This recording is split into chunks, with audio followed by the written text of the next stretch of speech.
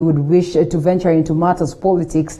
I mean, just what do you have for the people is some of the questions that we'll be asking this morning, because yes, most of our politicians will come and they are always very good with great promises, but sadly enough, they have gotten us to these points of terrible moments where, you know, as we're having candid discussions every other morning on the state of the affairs or the state of the nation, it is unfortunate to note that there's barely anything good to speak about in regards to the politics of the nation. So welcome on board, and it's always a pleasure to have you joining us. So straight to it, and we'll start with you, Joy. I mean, I don't know, there is barely nothing good to discuss at this point, and you know, even as the country is grappling to try and balance the aspect of the fight of COVID-19 and also dealing with the aspect of the grappling economy.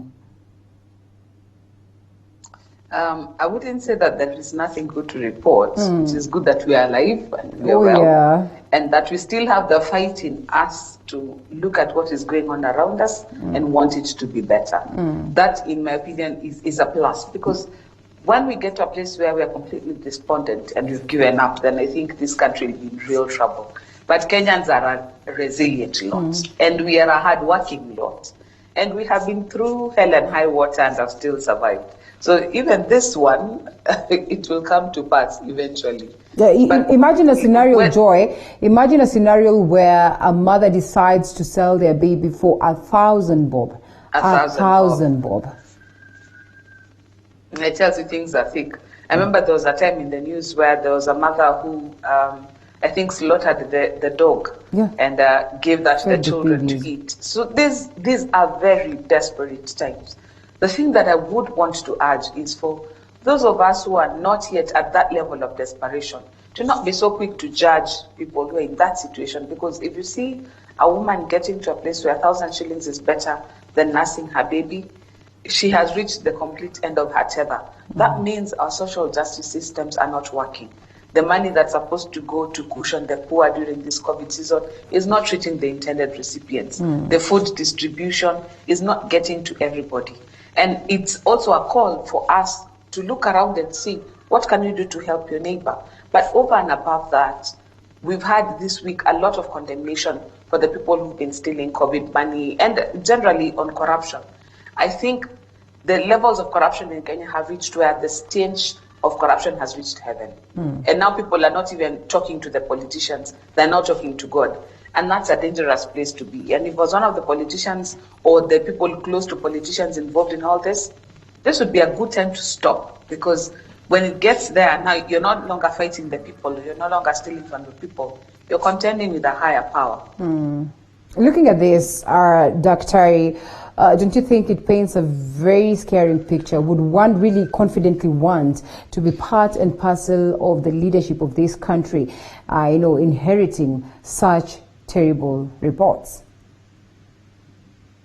Now, let me say, Dr. Moses Mwangi, I have been in this nation for a while. I have been a leader in the healthcare industry for well over 25 years. And I was privileged to serve as a member of the board of KEMSA in 2009 to 2012. And therefore, there is something I know about the healthcare system.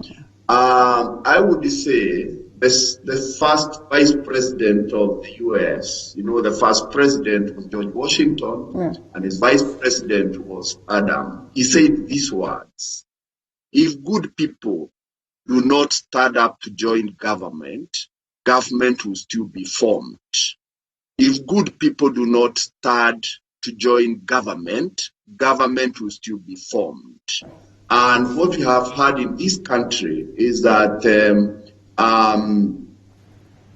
many of the people who have joined the elective leadership, when you look at their character, when you look at their history, even before they join leadership, it is tainted. It is, you can, I don't know why Kenyans would expect that people would change because they have become governors or they have become members of parliament. I think it is time for the nation to reset. it is time for the nation, and especially Wajiko, to begin to think that we need leaders who comply to Chapter 6 of the Constitution. We gave ourselves a constitution. We set a very high threshold for leadership in terms of integrity.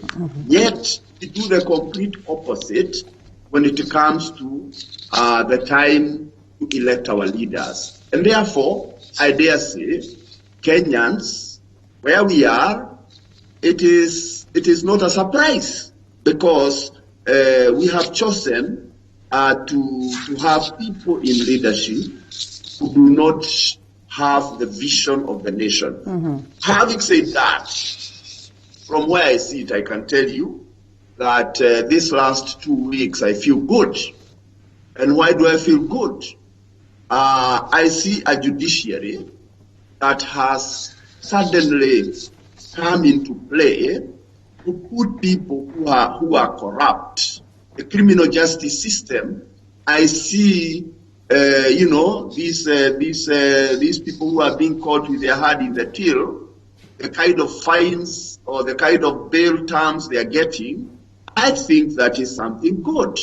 Because if we push in that direction, where people who put their hand in the till have to pay a hefty price, a hefty bail, I think we begin to make some gains in the fight against corruption, because corruption is our biggest cancer in this country. But just how much can we force the judiciary on this, Joy, and looking at the rules of the land, the laws of the land? They dictate that indeed one is innocent until they are proven guilty. They dictate very well that one has a right to bail, has a right to bond. So at what level then should we, look at this? And why should, we point fingers at the judiciary? Is there something that they're not doing right? Is there something that they fail to do that would easily help us on the war graft?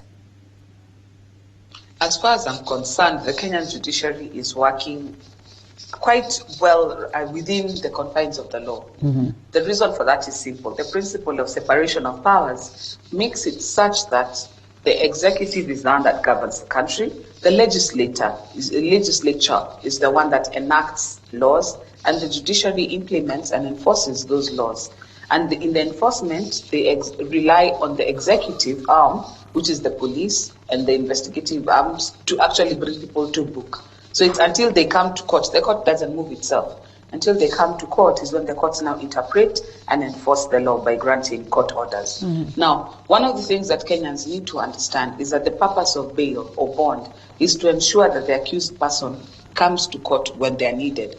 So it is not there to as a prejudgment. So sometimes when I see Kenyans rejoicing or not rejoicing at the level of bond terms that have been given, it's basically because at that point, you're not yet a convict. So even if you're accused of stealing 60 million, if the judge thinks that 15,000 shillings is sufficient to ensure your attendance to court, he can set that as a bond term. So it doesn't have to necessarily be related to what is in the charge sheet. It only needs to be sufficient to ensure your attendance to court. But one thing that I must agree with Dr. is that we have seen the judiciary being a lot more robust and intentional in helping in the fight against corruption. Case in point was the decision by Judge Mumbi, which is now being regurgitated and replicated in other courts, about barring people, once plea has been taken, barring governors from accessing their offices for the duration of the trial. Now, in my opinion, she was trying to remedy the situation that we have between the gap that is there between Chapter 6 of the Constitution and the Leadership and Integrity Act. And so she decided, you know what, I'm going to slap in this little elastoplast so that that gap is secured. Why? If you're a governor, you're in a position where you can actually negatively influence or even thwart the investigative arms that are looking into your matter. So in order to prevent that, she adds this addendum because it has the force of law. Once it's a court order, it has the force of law. And so you can tell that the judiciary is also trying to assist in this fight against corruption.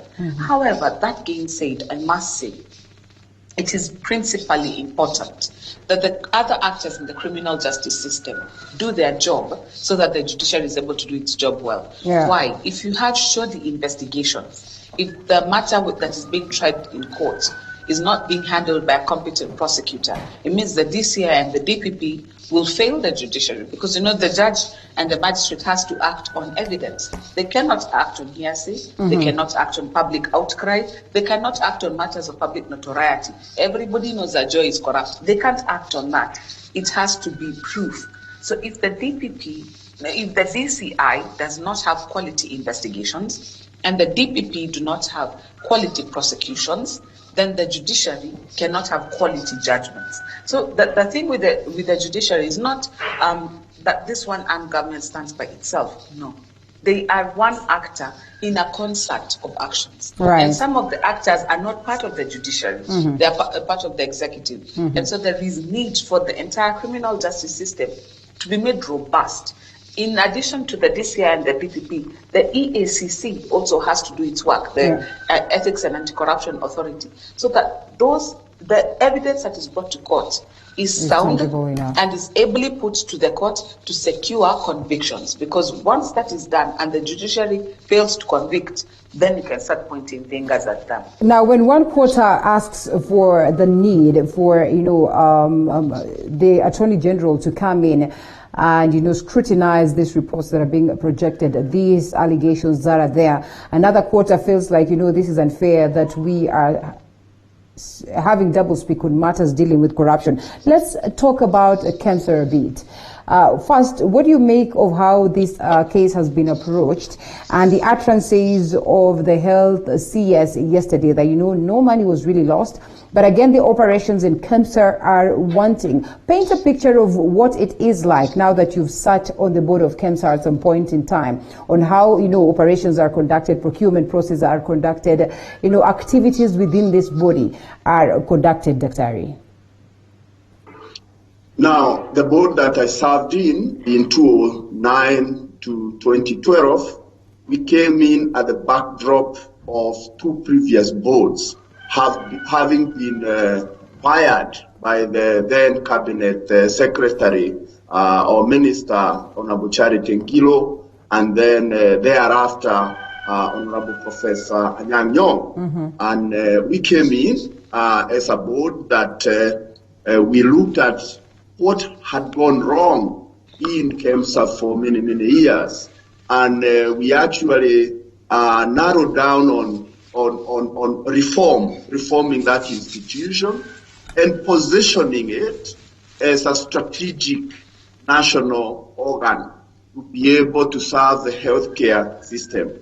And since then, 2009, KEMSA was able to come out very, very strongly to win the confidence of donors. Previously, donors would give money in kind. Medicine would arrive in the country, even though money has been given. But for the last, say, 10 or so years, donors grew confident and they would give money. And the institution of KEMSA was developed to such a robust extent that at one point it won a global award on standard. Now, the role of KEMSA is to procure, warehouse, and to distribute medicine. And in that procurement, they are guided by the procurement law in Kenya, the public procurement and disposal law. Yeah. And where the donor is involved, whether it is World Bank or it is USAID or it is Global Fund, they are also guided by the procurement regulations that come along with that kind of thing. And therefore, I would like Kenyans to look at KEMSA not just in the prism of the last, say, 1 year, 2 years, 3 years. Go back and see how this organization has grown. When we joined there, the organization had only 99 employees. Within 3 years, the institution had grown to employ well over 350 people. And it has grown because of that kind of robustness. Now, the last 3 years... Daktari, before you even go to the last bit, this growth purely speaks of, how effective it's been to have KEMSA. This growth speaks of how much, money is channeled towards ensuring that KEMSA is able to run its activities well. But today, the minister says that management is incompetent, and corruption at the authority has made the U.S. government to stop selling Kenya reagents for testing COVID-19. I mean, in such a scenario and a whole raft of other issues leveled against the performance of KEMSA, governors at some point in time standing and saying that they're not going to work with KEMSA, where does it take it again? Does it take it to that 99 persons being employed there? Does it take it to that level where, again, people will say we can as well disband KEMSA? That is the place we must not go. And I am personally of the view that we should not throw away the baby with the bad water. You should look at what has happened. And it's very easy to see what has happened. Management, when you talk about management, what do you mean? KEMSA got a new CEO 2 years ago, less than 2 years ago, and things have gone south. Management, board, KEMSA got a new board. Is it 1.5 years ago? So it's very easy to see what has happened. This is about leadership and management, and it is not many people. I can tell you because I have a little, I keep tabs. I'm a pharmacist and I'm in the healthcare industry. I can tell you, if you go to KEMSA, there are plenty of good people, even at the executive level, but 1 or 2 bad apples who arrive there with an agenda. It's very easy to see. Cut that apple and reset the organization to do its job. Because I can tell you, if every governor were to buy medicine for their county from every Tom, Dick, and Harry, we will have more corruption because, corruption takes place between 2 people. One is a private player, the other one may be a public player. So the more multiplicity of them, number one. Number two, if you buy 1 tablet in KEMSA at 1 shilling, and this is a study that has been done over many, many years, anywhere else you buy it at 6 shillings, at least, because of the sheer economies of scale that the procurement in KEMSA brings. Number 3, it is very important as we buy medicine to know the source. That source could be in a pharmaceutical company in India, it could be in a pharmaceutical company in the UK, it could be in a pharmaceutical company in Kenya. You need a quality management team to visit this institution, to audit the good manufacturing practices, to make sure that Kenyans get quality medicine, and therefore it is very important to sort this out, because when KEMSA does that, it does that on behalf of all the 47 counties. It will be completely a logistical nightmare and very, very expensive. Then the biggest question...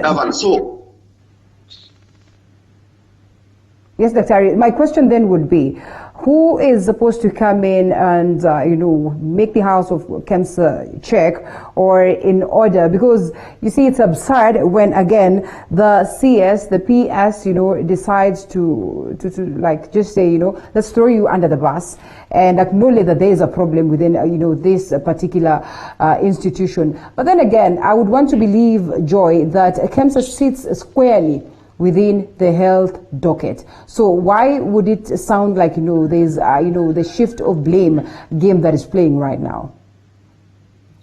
If we're looking for answers from the political players, I don't think we'll find answers from the political players. If you're looking for answers from the ministry, I don't think we'll find answers from the ministry. The main reason for that is that these people are not equipped with sufficient investigative powers. Now I'm talking about Parliament, the Senate, and the National Assembly.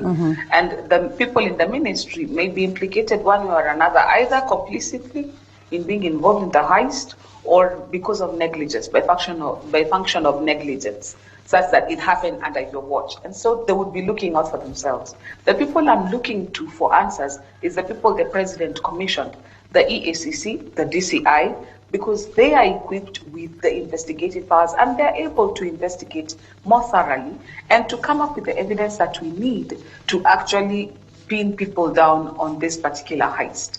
And so right now, I'm not looking to the politicians to give us a response. The Senate committees are very welcome. They shed some light on the situation. The National Assembly ones as well are welcome because they shed some light. The minister and the CS and the PS and the other KEMSA members of the board, as well as from the management, they're giving us some light. But it is until the EACC files its report to the president within the time stipulated, and the DCI file their report to the president within the time stipulated, when I think Kenyans will have some real answers on if there was money stolen, how much was stolen, who stole it, and it is now. Because at the end of all this, we want restitution, we want the money to come back. So this is one situation where let's not be sidetracked by the sideshows and what's happening in the Senate and the National Assembly. That's their function, let them go ahead with it. But if Kenyans want real answers in this thing, the people you need to give time and to give energy to and give resources to is the EACC and the DCI, because they are competent. And if what we saw in the Waluke case is anything to go by, they may take their time, but if they're given the opportunity to do their investigations well, we will be able to nail the culprits and bring them to book. Mm-hmm. All right, Daktari, then, what next for KEMSA as we try to revive this, and even as we deal with these cases of COVID-19? Because the reality is that while the CS might acknowledge that monies were not lost, there's still a lot of discrepancies that are playing out. There's still a lot of question marks that are playing out. And President Uhuru Kenyatta giving a 21-day ultimatum for the agencies to get answers to it. I mean, are we even likely to get, reports? First of all, I want to totally agree with the Advocate Joy. That is really what will give us the answer. Anything else, there will be a lot of innuendos, there will be a lot of suspicion, and there is also the political game that is at play. So I think it is very, very important that we give EACC the opportunity. And as I say, it's not a very difficult job to be done through an audit trail, because I know that there is proper documentation. Just remember who blew the whistle. Who blew this whistle?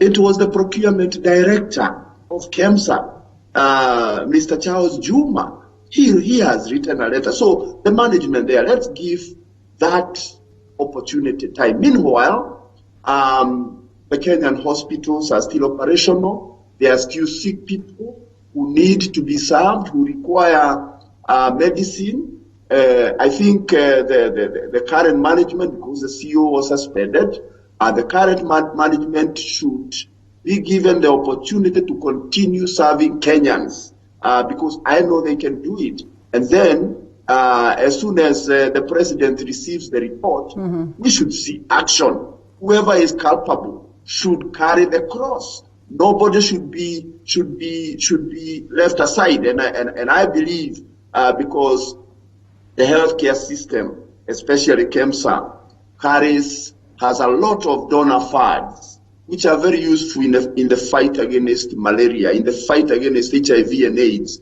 in the TB fight now, and of course now the COVID. And I believe with credible investigations and report, even our development partners will be able to look at a new KEMSA. And because we were able to do it before, in 2008, 2009, 2010, we were able to reset the organization and get to a global level. I think we will get there.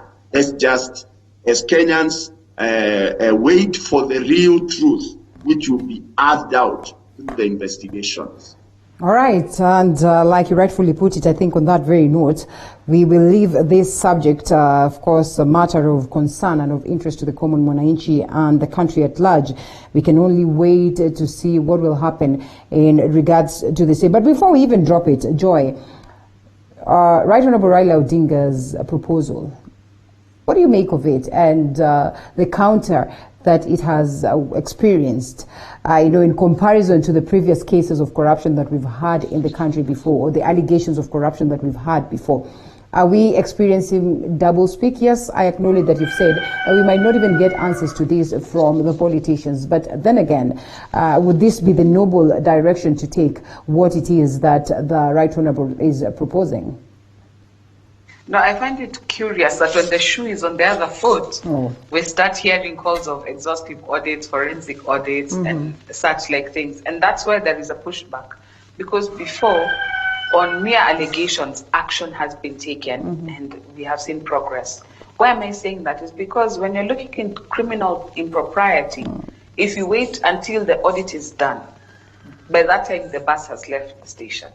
It's not sufficient, or rather, it's not prudent to wait until an audit is completed, because by that time it's too late. The time to take action is now. When the whistle has been blown and there's reasonable suspicion, we have seen the donors giving an ultimatum. We want a report on how the first tranche of cash has been spent within, was it 14 days they gave us? We have had the president saying, I want a report within 21 days. That tells me where there is smoke, there is fire.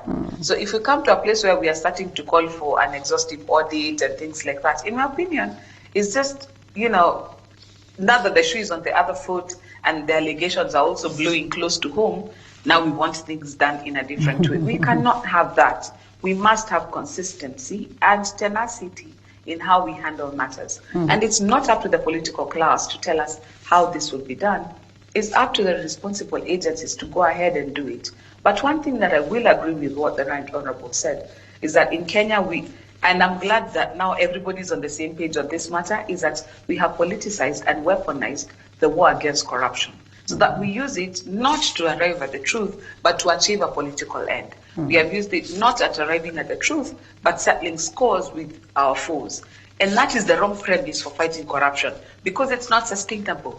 So one thing I'm glad that finally, because we had it with the deputy president and his allies, we've had it with other small players, quote unquote, before. Yes. Now I'm glad that I had it also from Edwin Sifuna and the ODM party, that you know what, sometimes in Kenya, we miss the point because we politicize the war against corruption and we weaponize it. And when you do that, people come at you with their weapons as well, and they frustrate arriving at the truth. So time has come for us to get a consistent way of dealing with corruption cases, and something that is applied across the board, not just for the wherewithal or the interest of the day, but whenever there is impropriety, we know A, B, C, D will happen, and E is the result. That's what we need to do and lock down in the country.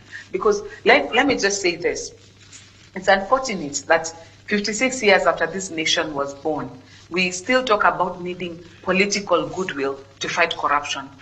We should arrive at a place where the systems are so well oiled and is so in place such that the president has got nothing to do with starting the train to move forward. He shouldn't have to say, give me a report within 21 days.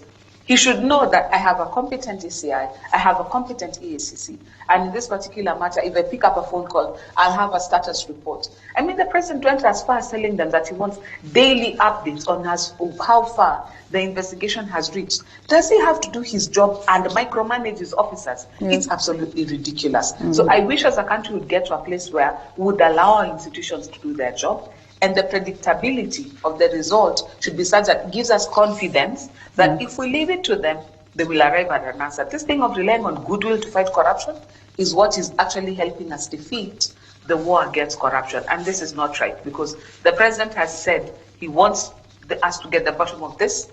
And I hope that the DCI and the EACC will rise to that challenge, listen to the commander-in-chief, and give him what he has asked for.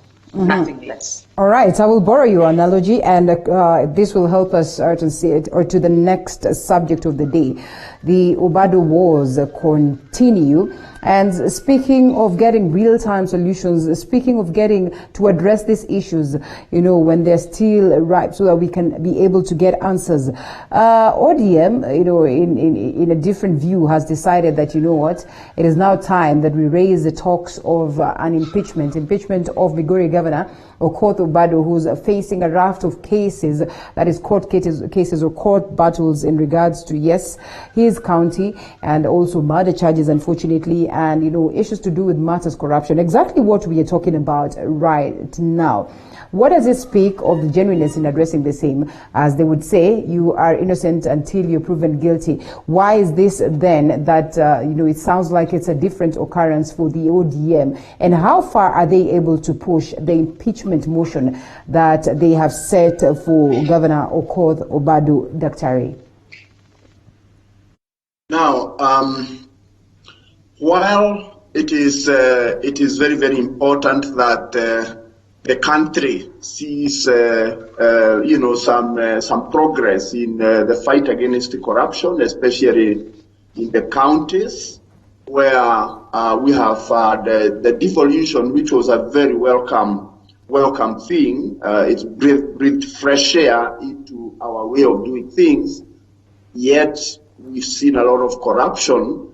I think. I would not have really expected the party to be the initiator of such a move for impeachment. That is the docket of the MCAs, the County Assembly of Migori and the people of Migori. I would think that it sets a dangerous thread in that. When there is something going wrong in a particular corner, the political party, national wigs move in to push an agenda. That means that Daktari, allow me to distract your line of thought. Daktari, allow me to distract your line of thought. And let's pick this phone call before we get to lose the caller. Good morning. Hello. Good morning. Hello. Yes, Jambo, how are you? I'm fine, Linda. Yes, this is Wafula, right? Yes. Thank you so much for calling in. Let's get to hear your sentiments on the subject of discussion. I wanted to join the conversation. Yes. We have realized that fighting corruption is not necessarily political goodwill. Yeah. Or we realize that Oluke is in change after disagreeing with the government or the system. Mm-hmm. Therefore, fighting corruption is actually the role of the government and the president. The president has all the power, he has the constitution, he has the equipment of power. Therefore, there's nothing that can stop him from fighting corruption. About your partner, I think ODMs are playing politics because they went down to raise that case so that when TP side will defend him, will definitely defend him in Senate. They will now start painting TP as the most corrupt or the lot of corruption. They want to raise to sacrifice him for the purpose of politics. Therefore, me personally, I feel the president has a role to ensure that he fights corruption. Instead of him borrowing money from everywhere, he need to fight these people. He need to declare corruption as a national disaster, so that he invites even the FBI to help him track down the perpetrators of corruption. But let us not say that it is based on political goodwill. That is a false narrative that people have been peddling around. Thank you. Yeah. Thank you. That is what I have to say, because we have realized that if the president wants you to be in jail, you'll be in jail. Why is it that there are so many cases hanging around there, and yet he has refused to swear in to appoint the judges? He is the one frustrating the judiciary. So he needs to sit down the judiciary and see how he will crack the whip against corruption. Thank you so much, Wafula Kalistas, for the great insights, and I throw it back to Dr. Moses to expound some more and also react to the utterances of Wafula. So, as a political party, when you are a member of a party, you can be subjected to discipline. That discipline should be within the constitution of the political party. So ODM has a responsibility if they fight that Governor Obado requires to be disciplined. That is within them. But when it comes to impeachment, in my view, that is the responsibility of the people of Migori through their representatives. And I think they ought to have been given time to be able to process instead of being instructed what to do. So in a way, I would say that the top leadership has jumped the gun. And I would agree with Wafula that this is actually high game politics. But having said that, I think as Kenyans, we don't seem to have understood the constitution that we gave ourselves. Yeah. The constitution distributed the power that used to be there with the presidency. We distributed it among constitutional offices, among constitution commissions, among, and of course, the devolution. And once we did that, we still continue to expect the president to act like we don't have a constitution. I want to agree with Joy and say that the constitutional offices that we created, the EACC, the various Judicial Service Commission, the ICRC, just name them. These offices, we created them so that we can have proper law and order, and so that the power is not in one person. I think the president has no way of directing how judges should rule. If we go there, we will be taking our country back. The president's role is to govern as the leader of the executive. Right.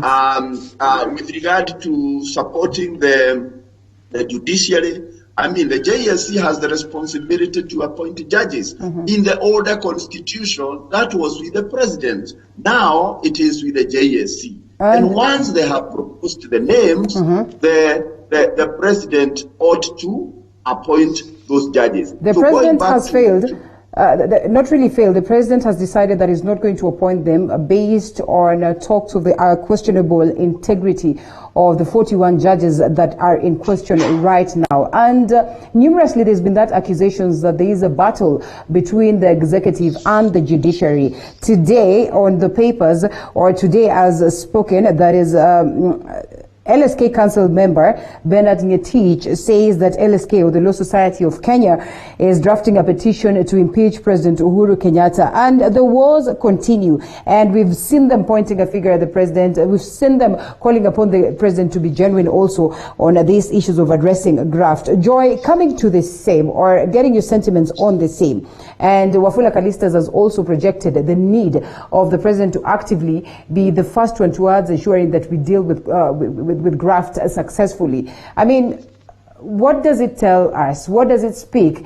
And more so with all these allegations, the remain allegations, that also allies of the president are amongst the key figures who have been named on the KEMSA scandal.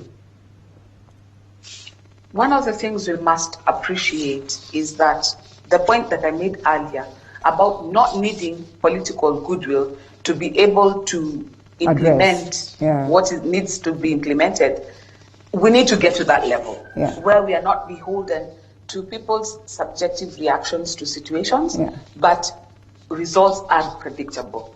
And the reason for that is very simple. Let me use the cases for the 41 judges as an example. In this particular situation, when you apply to become a judge, there are things that you need to provide. And some of the things that you need to provide is clearances from the EACC, clearances from the police that you don't have a pending matter or you have not been convicted of any matter, is clearances from a professional body to show that you're in good standing, you don't have any disciplinary actions pending against you. And all these clearances are done to form the basis now of your interview. During your interview, one of the reports that needs to come to the table before that your matter is concluded is a comprehensive report from the EACC and the DCI on your previous criminal activities, for lack of a better word. When that happens, now that's the time when you're not just shortlisted, but even if you've been shortlisted and interviewed, that's when now you're recommended. So by the time the name is arriving at the president's desk, the Judicial Service Commission has done its work in vetting and ensuring that the quality of the judges that they're recommending for appointment is actually correct. Now, why did we even have the Judicial Service Commission instituted as a constitutional commission in the 2010 Constitution? Was because prior to that, if you remember President Moi, the appointments to become a judge of the High Court of Kenya were basically being done the same way CSs were, or then ministers were being done. It was that at the whim and fancy of the president to say, you know what, I like Joy. Today she will be a High Court judge. And the pronouncement would be made, the Gazette notice will come out, and tomorrow I'd go take my oath and I start sitting as judge. No vetting, no nothing. It was purely at the whims of the president and the connections around you that would help you access that favor.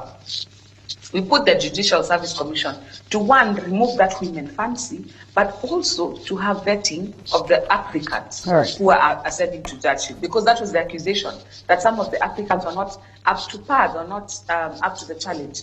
Now, moving to where we are now, if we are going to have a robust judiciary, the Judicial Service Commission must have a free hand to do its responsibility. And if the president has got a concern, the Attorney General sits on the Judicial Service Commission, there's a representative from the Public Service Commission, there's two people who are not lawyers, who are not judges, who sit on there. The president has got eyes and ears in the Judicial Service Commission, where he can say, you know what, let's look at this one further, let's look at this one further. But the point at which the names have been recommended, at that time, the train has left the station. The court has pronounced itself on this repeatedly, and the president has just refused to cooperate on this matter. Well, what has happened now is the Judicial Service Commission is also hamstrung. They're not able to appoint any other judges, any other magistrates, because this one is pending. What that has done is that now access to justice for regular Kenyans is a problem, because the Judicial Service Commission now is in a situation where they cannot repopulate the bench when judges retire, because every time judges attain retirement age, some retire on medical grounds, others unfortunately are deceased. That's how life goes. So as people exit, you need to keep replacing them. Now we are stuck. But over and above that, one of the things that I want to agree with Wafula and with Daktari is that there are institutions with roles and responsibilities for a reason. So where we started with this conversation, the Obado one, if the people of Migori, through their representatives, feel that the governor ought to be impeached, that is their decision. The party would come in to support a decision that has been taken by the people of Migori. But for the party to dictate to the people of Migori, it might be well-meaning, but it's not right. Because now you are seeing people from Migori with a pushback saying, who is Badi to tell us that we have a problem in Migori? Does he vote in Migori? Now, you don't want to get there with your voters, because you will need these people in the next few years to support and to buoy the party.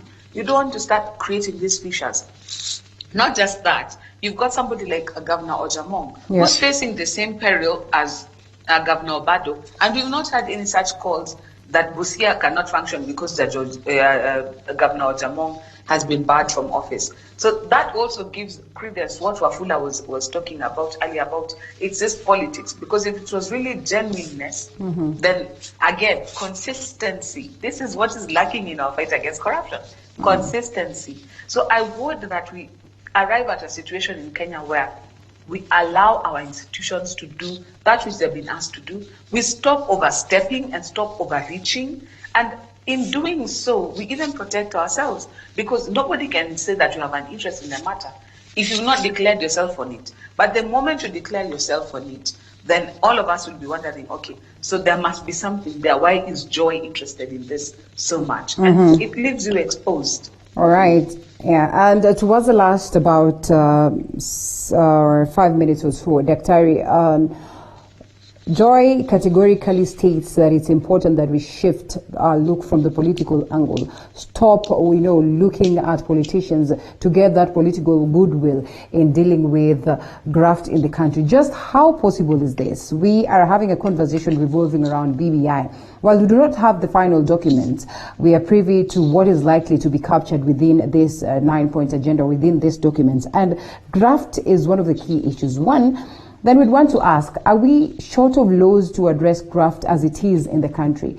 Then why is it, if it is not the case, why is it then that we're having a conversation that the likelihoods that BBI is going to give a different view and a different approach towards dealing with graft in the country? And just how successful will these changes be if at all we've not successfully dealt with the corruption as it is right now? You heard Wafula mentioning the case of Waluke. It looks like it was double standard. It looked like it was unfair. It looked like it was a sacrificial land, while others looked at it as though it was a step towards, getting success on dealing with graft, especially on the big fish.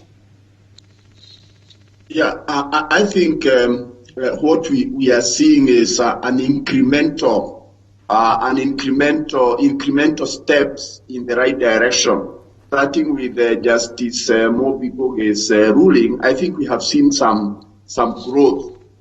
We have seen some movement with the EACC, even recovering assets from people, assets that are presumed to be from corruption. I think we are seeing some incremental growth. And what I think the conversation of the BBI has done, because the two big wigs, the two big political leaders in the country were able to shake hands and to say, look, let us try and heal the country. Let us try and address the big issues, one of them being corruption. And because of that, we can see the former Prime Minister saying, look, let's not use innuendos. Let us see some investigations before we can shout so-and-so is guilty. So in my view, what the BBI is doing and what we are doing, I want to see that we are taking some positive steps. And if we can seal a deal that ensures that 2022 going forward, we can go to the polling station and cast our vote and go home and wait for the results, and the vote that Wajiko gives reflects the outcome. BBI, with regard to all social issues, whether it is social justice issues, whether it is the fight against corruption, whether it is governance, whether it is, I think we begin to move forward because, as they say, the wheels of justice move slowly, but they should move in the right direction. So in my opinion, a good conclusion of the conversation of the 9-point agenda in a way that puts our society in a more united way in dealing with the issues that we face without politicizing them, allowing the various offices that have been created to deal with the issue, and then ensuring that we appoint the right kind of people who run the right kind of office. We go back to meritocracy instead of political direction. The more we move in the side of meritocracy and we remove the political influence on our nation, because I think Kenya is too highly politicized on any one issue. And we look forward to a country where we can deal with issues without thinking this one is supported by so and so. So I'm looking forward to that kind of a country. And that is why I want to be a governor of Murang'a. All right, it's going to be a tight one right there. And of course, we wish you nothing but the best, Daktari. And coming to you, Joy, is this forthcoming at all? What Daktari says as we wind up in about a minute or so? What, that he wants to be governor of Murang'a? No, forthcoming that we are going to look at a country where, we'll be able to deal with graft. I mean, for him being governor, we wish him all the best. And like he started by saying, we cannot all sit back and say that, we're not going to have the good people in leadership. Because if you do it or you do not, leadership will always be there. So it's incumbent upon you to get into the race and equally right the wrongs. So do your part. Yeah. And that's it. I'll answer this question with where I started. I think where corruption has reached in Kenya, the stench has reached heaven. Kenyans have reached a place where forget about your money, forget about your influence. If you're corrupt, you're just disgusting. And that's a good place to be, because when I look at our younger generation, my generation, we are still starry-eyed, and we look at waheshimiwa as waheshimiwa. I look at some of my children are teenagers, and some of the young adults, and they're not even fancy that waheshimiwa maneno, it means nothing to them. If you remember the time when Bahati was presenting for the president, and he had the audacity to sit in the president's chair, most of us were so aghast. We're like, how dare you? How do you? But for his generation, they're like, what's the problem? It's just a chair. And I like that generation that is coming, because they're coming to a place where they don't care you are mheshimiwa. If you're disgusting, you're disgusting, and they call you out as such. And I think that therein lies the hope for Kenya. That we've come to a place where people at a time used to celebrate. I think even one of the Kenyan communities, they have a saying that you'd rather give birth to a thief than to a fool. Now, some of those sayings have got to die in this country, because we have realized if you give birth to a thief, they'll steal even the clothes that you're standing in and leave you naked in the street. So we have to come to a place where corruption, again, stops being called corruption and called theft, because that's what it is. And a thief is treated like thieves are treated. They are lynched, they are publicly disgraced, their families are told, by the way, don't eat with those people, don't even fetch water in the river at the same time as they're fetching. We have to get to that place where the stench of corruption is abhorrent to all of us. But not just that, as a country, we also need a culture change, where, as Daktari correctly put it, you will not put somebody who's a rogue, a quack, a charlatan, a scoundrel in power and expect them to be a saint. If they were a scoundrel while they are doing business with you in the marketplace, they will be a scoundrel when they are ruling over you. If they were a thief while they are dealing with you in the offices and in business, they will be a thief when they're in power. Can we start vetting the quality of the people that we are also allowing to access into these places? And that is why being involved in political parties and offering yourself as a good candidate, a viable alternative, is something that good people must do. This thing of saying that politics is a dirty game, so we feel we are too clean to get involved in it, is just utter rubbish. If anything is going to change, it means we have to change the caliber of people who are getting involved in politics. But over and above that, with the 2010 Constitution celebrating 10 years this year, Kenyans also have to come to a place where we stretch that Constitution to its limits in terms of implementation. Even as we're doing the BBI process, there's a lot in the BBI process that is actually laudable. When we talk about a national ethos or shared prosperity, good citizenry, there are things that we must embrace from the BBI process, even if the document is not yet out. Like you said, there were some things in BBI 1 that we should not lose, some conversations we should not lose. But even without BBI, there are things as Kenyans in our culture we need to start eschewing. So responsible citizenship is such that those we put in office, we must continually hold them to account. As protecting corrupt leaders that's been Duetu, like, okay, this is not jumping the gun, but like what we saw in Migori. When your only basis for defending somebody is because he's your person, then that is wrong. Defend them because you're like, I know Joy, she's a woman of integrity. She would not have done that. And if she's done that, then she should face the music. That should be our language, not that we are being targeted. But over and above that, I think as a country, the tide is turning, and we are starting to see a situation where the citizenry is more awake, and they have gotten to a place where they are ready to start holding the leaders to account. And that's a good place to be. Thank you so much, Advocate Joy Mudivu, for the great insights. Daktari will look to see what it is that you have in terms of promises and pledges for the people of Murang'a as Mwangi wa Iria exits the stage in 2022. We're going to give you that platform sometimes later. We have a program called Pledge Watch, by the way, every Monday from 8 to 9 p.m. where we put leaders to account. And we also would not mind to have a session in with the upcoming leaders, just to see whether indeed they have anything promising in terms of change for their people. So we'll purpose to have you someday. That is Dr.